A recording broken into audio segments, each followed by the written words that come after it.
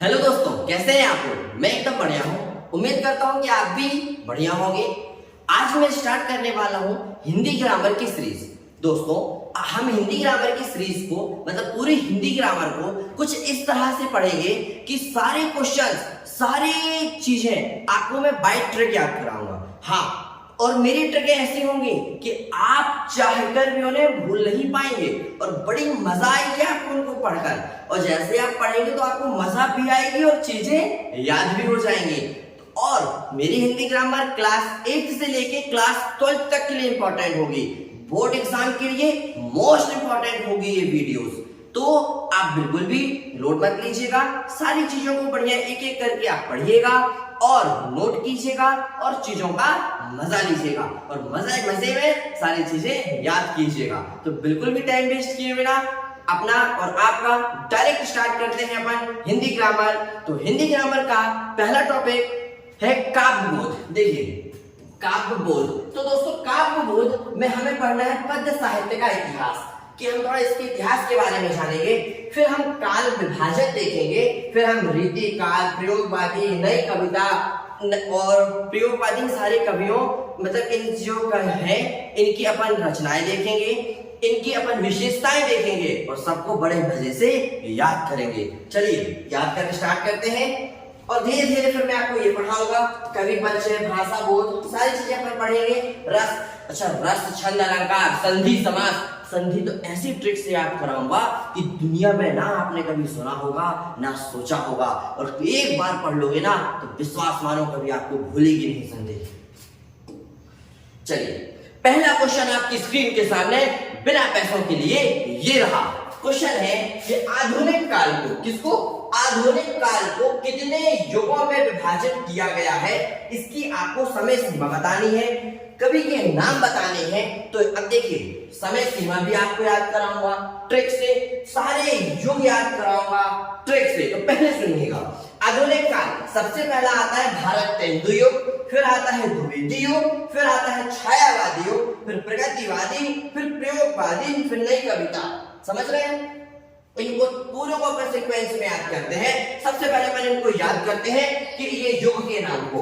तो देखिए, बीडीसी, कौन से दोस्त, बीडीसी ने, एक व्यक्ति है जिसका नाम क्या रखा है मैंने, बीडीसी। बीडीसी ने पी कर क्या लिखी, नई कविता लिख दी। बीडीसी ने, दोबारा बोलेगा, बीडीसी ने पी कर क्या लिखी, नई कविता लिखी।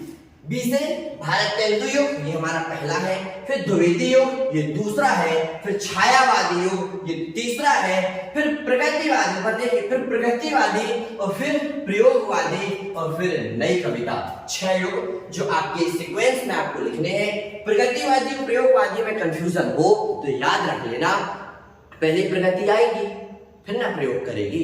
तो पहले अपन ने प्रगति को बुलाया, अब ये प्रगति कौन है ये मैं नहीं बताऊंगा। तो मैंने प्रगति को बुलाया और फिर प्रगति ने प्रयोग किया। अब क्या प्रयोग किया वो बाद में पढ़ेंगे। तो भारत तेंदु युग, द्विवेदी युग, छायावादी युग, प्रगतिवादी, प्रयोगवादी और नई कविता। तो ट्रिक क्या है, बीडीसी ने पी कर नई कविता लिखी। चलो देखते हैं, फिर से देखिए। तो बी डी सी ने साइलेंट है, पी बीडीसी ने पी कर साइलेंट है, क्या लिखी, नई कविता लिखी। भारत तेंदु युग, द्विवेदी युग, सी से छायावादी युग, फिर ना साइलेंट है, पा से प्रगतिवादी, फिर प्रयोगवादी, फिर नई कविता। अब सुनो, आपको जैसे कोई लड़की नंबर देती है तो बड़ी जल्दी याद कर लेते हो। आज मैं एक नंबर याद करा रहा हूं, अब भी याद कर लेना, बिल्कुल घोट के रख लेना। क्या है नंबर उसका, किसका, वो बात बताऊंगा, पहले याद करो। 50, क्या, 50 20 16 07 07। 2 बार मेरे साथ बोले ना, तीसरी बार पूछूंगा घर आके। 50 20 16 07 07, 50 20 16 07 07, 50 20 16 07 07। अब इतना याद रखना कि 1850 से स्टार्ट होगा सन और 1950 से अब तक खत्म, मतलब 1850 से 1950 तक। इन सब सन को मैं सीक्वेंस में देखो याद कराता हूं। देखिए आप, 50 20 16 07 07 आपको याद रखना है। तो सबसे पहले आप लिखेंगे 1850। क्या लिखेंगे, 1850। 1850 में आप ये वाला 50 जोड़ दीजिए तो कितना हो जाएगा 1900। कितना हो जाएगा 1900। फिर जो यहां आएगा उसको यहां लिख दीजिए 1900। अब 1900 में 50 के बाद क्या जोड़ना है 20, तब 20 जोड़ दीजिए 1920 हो जाएगा। फिर जो यहां आया उसको यहां लिख दीजिए 1920 में अब ये 16 जोड़ तो ये 1936 हो जाएगा। 1936 इधर आ जाएगा, कितना जोड़ दीजिए 7, तो 7 जोड़ेंगे तो 1943 हो जाएगा। 1943 इधर आ जाएगा और 1943 में आप कितना जोड़ दीजिए फिर 7, तो ये हो गया आपका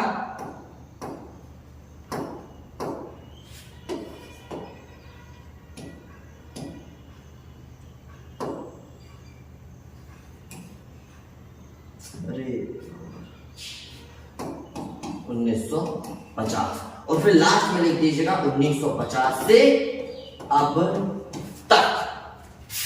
तो 50 20 16 07 07 इस ट्रिक से आप पूरे साल बड़े आराम से लिख पाएंगे। आपको मैंने एक नंबर याद कराया है 50 20 16 07 07। अब सुनिए, भारतेंदु युग के कवि का नाम है भारतेंदु हरिश्चंद्र।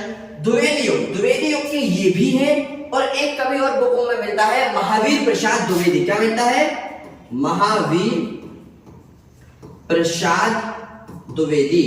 तो दोनों नाम है, अब ज्यादातर महावीर प्रसाद द्विवेदी मिलता है तो महावीर प्रसाद द्विवेदी भी लिख सकते हैं। फिर छायावाद के हैं जयशंकर प्रसाद, प्रगतिवादी युग के हैं रामधारी सिंह दिनकर और प्रयोगवादी के हैं अज्ञे और नई कविता के हैं भवानी प्रसाद मिश्र।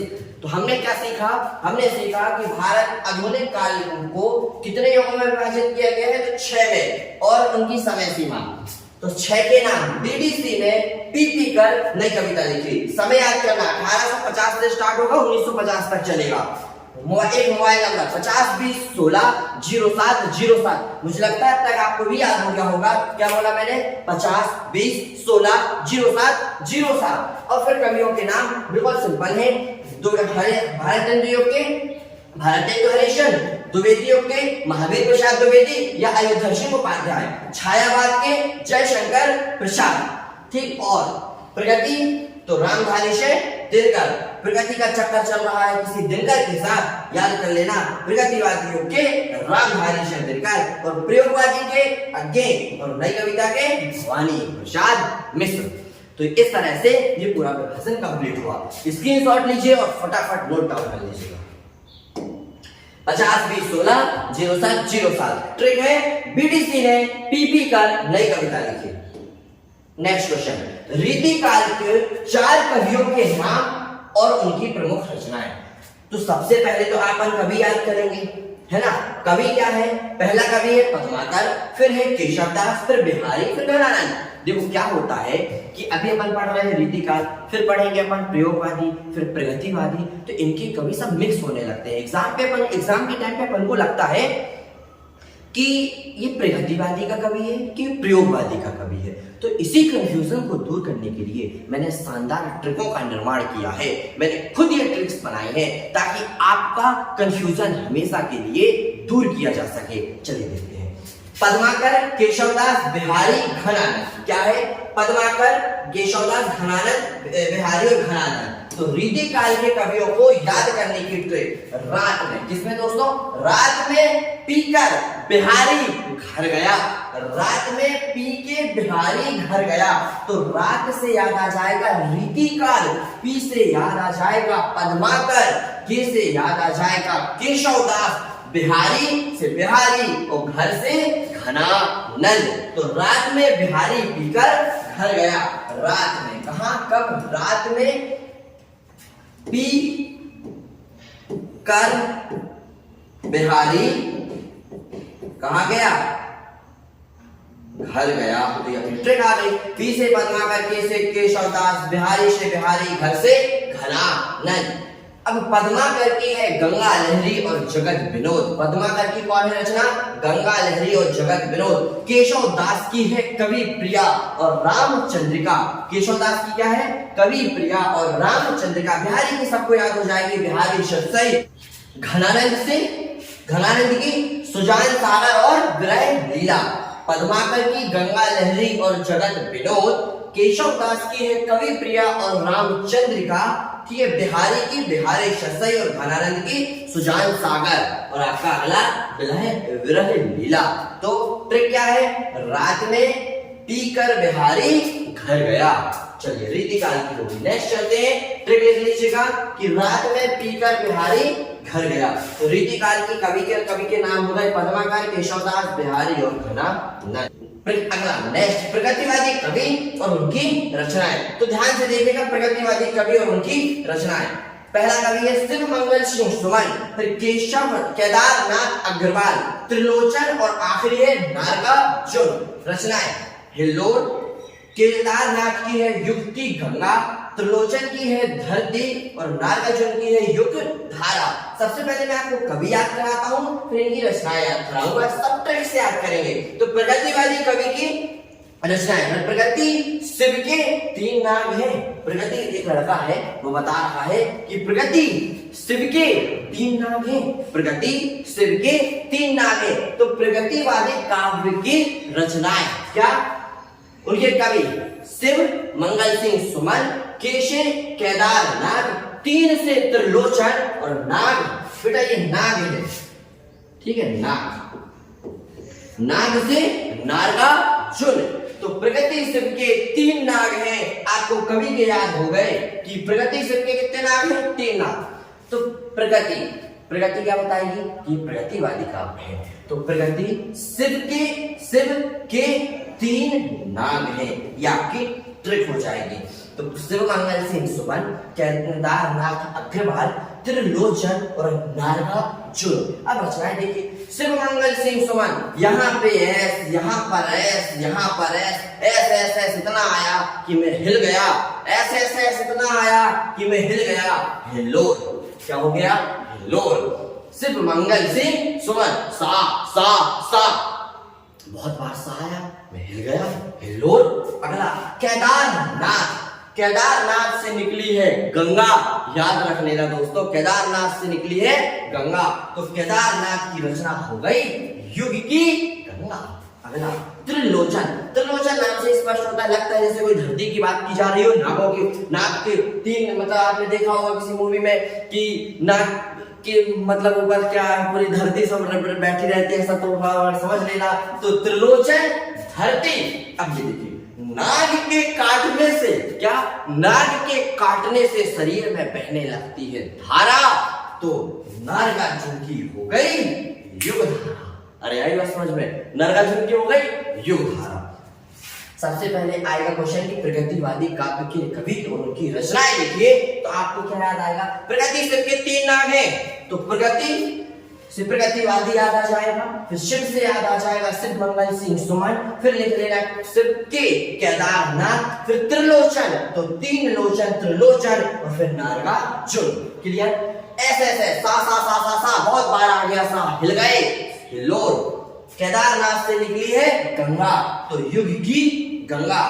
त्रिलोचन धरती और नागार्जुन, नाग के काटने से शरीर में बहने लगती है धारा, तो युग की धारा। तो ये आपका हो गया प्रगतिवादी। नेक्स्ट लेके चलता हूं, ट्रिक प्रगति शिव के 3 नाग हैं। अब इसकी विशेषताएं पढ़ लेते हैं, प्रगतिवादी काव्य की विशेषताएं। तो शोषितों के प्रति सहानुभूति, आर्थिक व सामाजिक समानता पर बल, 2 से 3 मार्क्स का आएगा। तो आप ये विशेषताएं बिल्कुल लिख सकते हैं। नारी शोषण के प्रति मुक्ति की आवाज, सामाजिक यथार्थ का चित्रण और प्रतीकों का प्रयोग, भाग्यवाद की अपेक्षा कर्मवाद की श्रेष्ठता पर बल। क्या है, शोषितों के प्रति सहानुभूति, आर्थिक व सामाजिक समानता पर बल, नारी शोषण के प्रति मुक्ति की आवाज, सामाजिक यथार्थ का चित्रण, प्रतीकों का प्रयोग और भाग्यवाद की अपेक्षा कर्मवाद की पर बल की श्रेष्ठता पर बल। और प्रगति शिव के 3 नाग हैं, भूल कर दिखाने तो भूल जाओ मेरे कह दो। चलिए नेक्स्ट, प्रयोगवादी कवि और उनकी रचनाएं। कौन से वादी, प्रयोगवादी। तो सबसे पहला है धर्मवीर, फिर सर्वेश्वर दयाल सक्सेना और मुक्ति मोद और अंगे। ट्रिक है, धर्मवीर की दया से मुक्त हुआ अंगे, धर्मवीर की दया से मुक्त हुआ अंगे। आगे। तो धर्मवीर, धर्मवीर से धर्मवीर भारती, क्लियर, धर्मवीर भारती। फिर दया से सर्वेश्वर दयाल सक्सेना, और मुक्त से मुक्ति बोध, और अज्ञेय से अगला कवि है अज्ञेय। तो 4 कवि धर्मवीर की दया से मुक्त हुआ अज्ञेय। अब धर्मवीर आपने देखा होगा, धर्मवीर अपने धर्मेंद्र को कहा जाता था और उनकी एक फिल्म का नाम था अंधा युग। तो धर्मवीर से अंधा युग।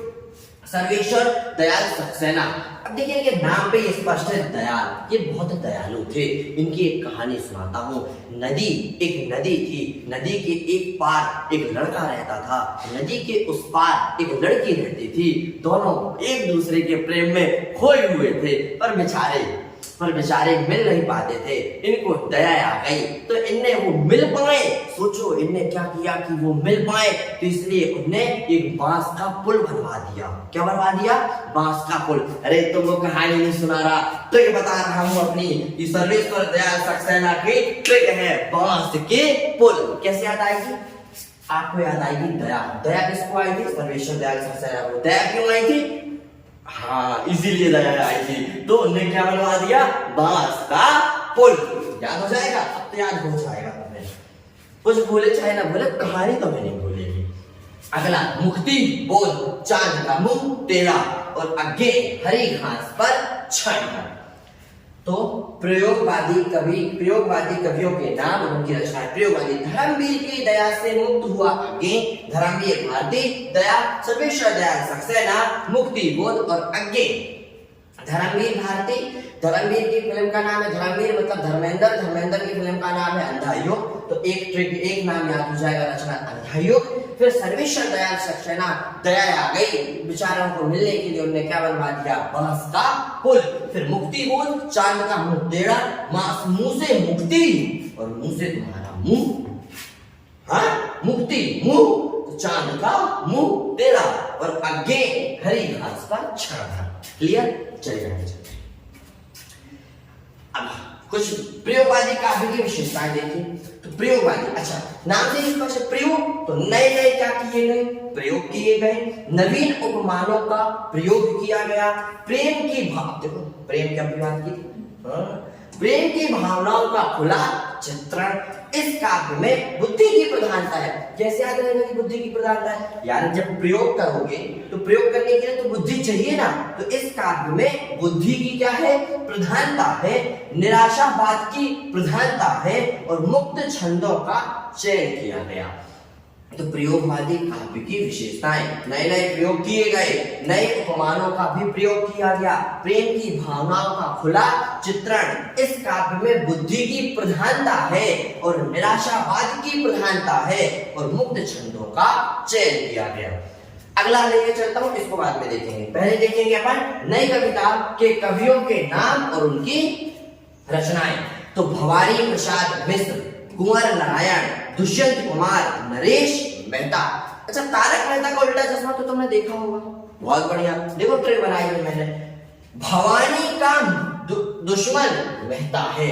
भवानी का दुश्मन कौन है? मेहता। देखिए, भवानी का दुश्मन मेहता है।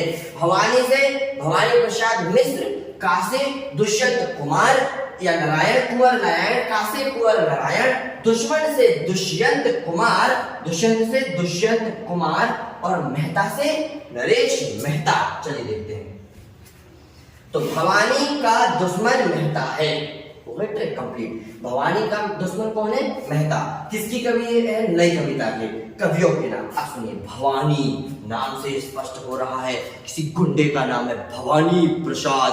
तो गुंडों के आने से छा जाता है सन्नाटा, और मम्मी गाती हैं गीत, तो हो गया गीत फरोश। भवानी प्रसाद मिश्र, सन्नाटा, गीत फरोश। अब मम्मी बोलेंगी कि बेटा पढ़ ले, केटीसी वाले सर से पढ़ ले, तो ये सब याद हो जाएगा।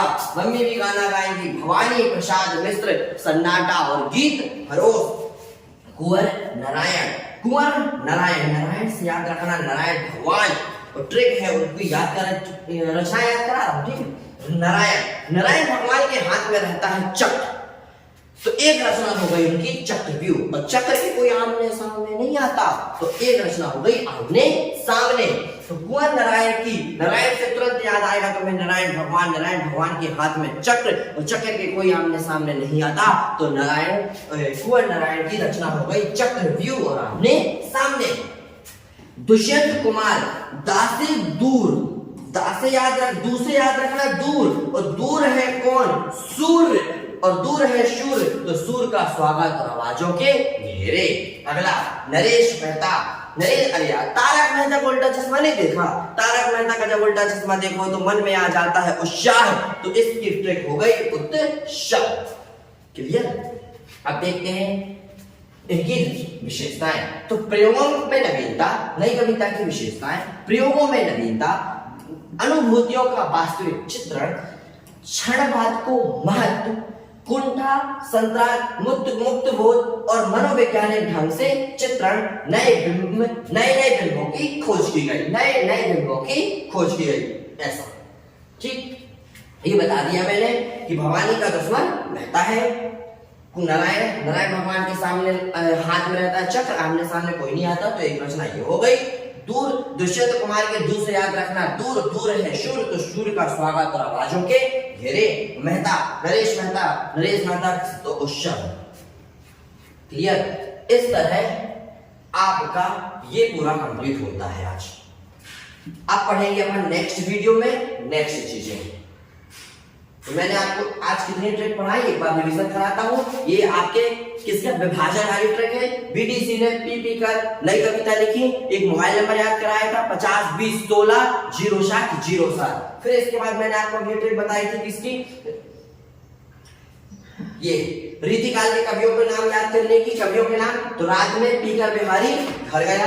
फिर इसके बाद अपन आए थे प्रगतिवादी में, तो प्रगति शिव के 3 नाम है, और ये सब रचनाएं में मैंने आपको ट्रिक से कहानियों से याद कराने की कोशिश की है। प्रगति शिव के 3 नाम हैं।